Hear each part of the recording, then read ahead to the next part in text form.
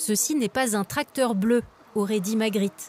Et pourtant, le travail du plasticien brestois Pascal Rivet consiste à reproduire à l'échelle différents véhicules.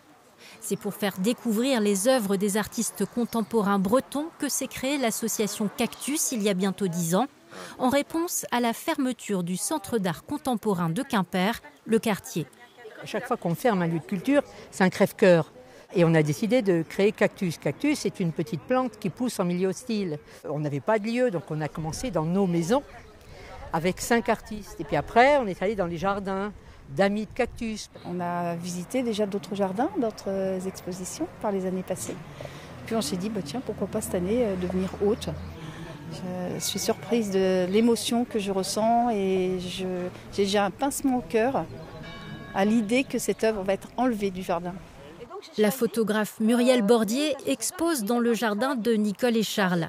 La Rennaise n'a pas hésité une seconde à participer à cette exposition hors les murs. Je trouve ça intéressant parce que on sort le travail de la pièce ou de stockage ou du musée ou de la galerie ou de voilà. Donc ça lui fait beaucoup de bien en fait de prendre l'air. Et ensuite, ce qui m'intéresse aussi, c'est d'avoir un contact direct avec les gens, chose qu'on a assez rarement en général quand on présente son travail. L'artiste est facétieuse. Dans chacune de ses photos se cache le même personnage en kilt. Alors là, il est ici le joueur de cornemuse.